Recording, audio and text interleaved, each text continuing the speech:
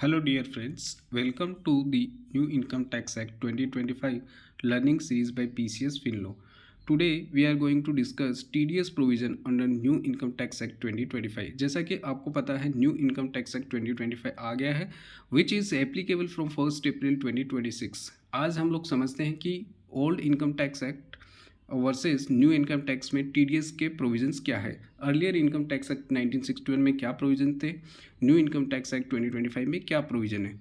Earlier under income tax act 1961 there is a multiple sections, 15 plus sections and fragmented structure था.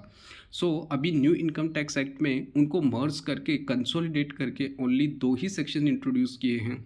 Section 392 TDS on salary, जिसमें cover होने वाले हैं आपके salary, PF withdrawal and salary related payments.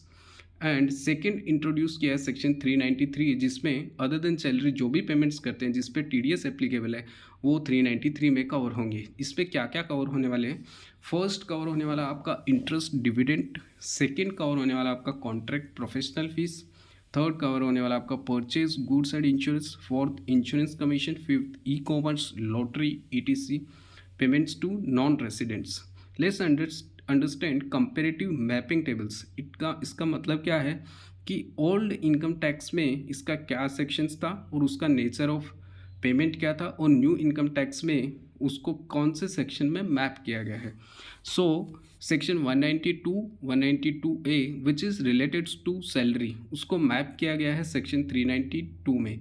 और other than salary section 193, 194, 194 A which is related to interest dividend, 194C related to contract, 194J related to professional fees, 194I related to rent, 194H related to commission, 194Q purchase of goods and insurance, and other sections which is mapped under Income Tax Act 2025 section 393.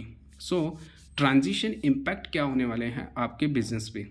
This is the last year of old section. This is financial year 2025-26.